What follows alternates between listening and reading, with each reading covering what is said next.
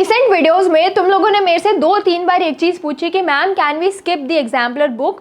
जो हमारे पास एक बुक होती है, एक्स्ट्रा में होती है, उसमें MCQs यूजुअली दिए रहते हैं, क्या हम उसे स्किप कर सकते हैं? And this is the video about exemplar. Particular exemplar की बात करने वाले हम इस वीडियो में।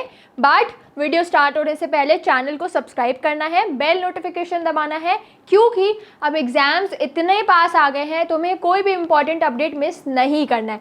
एंड बहुत जल्दी एक और वीडियो आने वाली है about the tentative date sheet, जो हम लोगों ने, मतलब ओसवाल, गुरुकुल या सिंप्लीफाइंग एग्जाम्स तुम बोल लो, हम लोगों ने खुद बैठ के डिज़ाइन करी है। सो वो वीडियो भी तुम्हें बहुत जल्दी मिल जाएगी। बट अभी ये वीडियो देखो एंड इसको अपने फ्रेंड्स तक भी शेयर करो।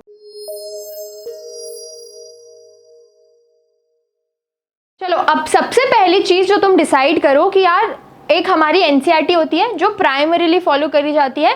बहुत सारे स्कूल्स में एग्जाम्पलर नहीं स्टार्ट करवाते और कोचिंग्स में भी नहीं करवाते। सो तुम्हारी प्राइमरी बुक, जो तुम्हारी फर्स्ट बुक होनी चाहिए सिलेबस कंप्लीशन की तरफ, वो NCERT होती है। NCERT CBSE बोलता है इनफ है अगर तुम्हें अच्छे मार्क्स लाने हैं, NCERT इज़ इनफ। अब अगर एग्जाम्पलर की तरफ तुम्हारा ध्यान जा रहा है या तुम PYQs को भी कंसिडर कर रहे हो, सबसे पहली चीज़ तुम अपना टारगेट परसेंटेज डिसाइड करो। देखो, मैं भी पढ़ाई में 10 तक सही थी। 11th-12th में मेरा भी कोई बहुत अच्छा हाल नहीं था बिकॉज ऑफ मैथ्स। तो मेरे को 11th-12th में पता था कि अगर मैं NCERT ही कंप्लीट कर लूँ that will be enough for me. मैं एग्जाम्पलर वगैरह पे नहीं जा सकती क्योंकि वो मेरे बस के बाहर है। मैथ्स में BST वगैरह वॉज गुड, बट मैं मैथ्स में एग्जाम्पलर पर नहीं जा पाऊंगी क्योंकि मेरा NCERT का सिलेबस ही कंप्लीट नहीं है। और मेरे को पता था कि मैथ्स में मेरा 70 to 80 का ब्रैकेट ही रहेगा, उसको क्रॉस नहीं करेगा।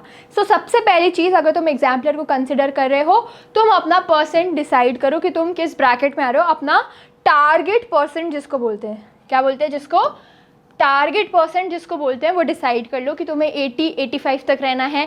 अगर तुम 85 से आगे जाने का प्लान कर रहे हो तो फिर आगे का वीडियो कंटिन्यू रखो, क्योंकि फिर एग्जाम्पलर मस्ट है। अगर 85 तक तुम्हें लाने, 82-83 तक लाने हैं तो एग्जाम्पलर मत भी देखो।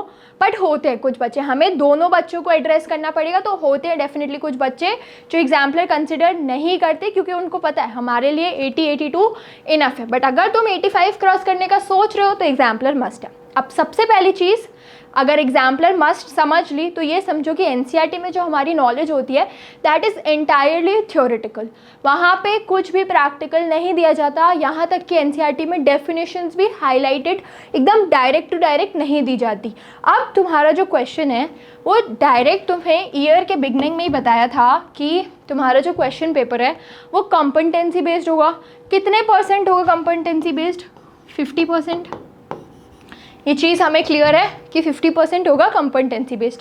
तुम्हें अगर NCERT का पूरा पढ़ा दे और तुम्हारे पास MCQs की हैबिट नहीं हो, तुम्हारे पास स्किल बेस्ड की हैबिट नहीं हो, तो तुम कहाँ से करोगे? अब कॉम्पिटेंसी का बेस सिर्फ MCQs नहीं होते। कॉम्पिटेंसी मीन्स योर स्किल कि तुम्हारी नॉलेज कितनी है, तुम्हारी प्रैक्टिकल नॉलेज कितनी है। तो तुमने NCERT से सब पढ़ लिया, बट जब तक तुम उसका एप्लीकेशन नहीं समझोगे तो तुम उसको अपनी स्किल कैसे बनाओगे? तभी हियर कम्स द रोल कि NCERT तो हमें थ्योरेटिकल नॉलेज दे देगा, बट एग्जाम्पलर हमें क्या देगा? एग्जाम्पलर हमें कॉम्पिटेंसी स्किल डेवलप करने में हेल्प करेगा। अब तुम्हें एक डाउट ये भी होगा कि मैम तो सीधा सीधा बोल रही है कि तुम्हें 80% ही लाना है तो तुम NCERT ही कर लो, हो जाएगा। बट अगर पेपर हमारा कॉम्पिटेंसी 50% है और कॉम्पिटेंसी की हमें हैबिट ही एग्जाम्पलर से मिलेगी, तो हम 80% भी कैसे लाएंगे? NCERT की भी सिर्फ एक बार रीडिंग इनफ नहीं है, NCERT भी बहुत इंपॉर्टेंट है। एंड NCERT को भी आपको कम से कम एज अ बोर्ड स्टूडेंट कम से कम 3 to 4 टाइम्स कंसिडर करना है for each subject and specifically for maths, social and science. तो यहाँ पे हमारा ये टॉपिक ख़त्म हुआ। अगर और भी कोई टॉपिक्स हैं रिगार्डिंग योर डाउट्स जो बोर्ड्स में चीज़ें होने वाली हैं, do comment, let me know. Till then stay tuned and happy learning.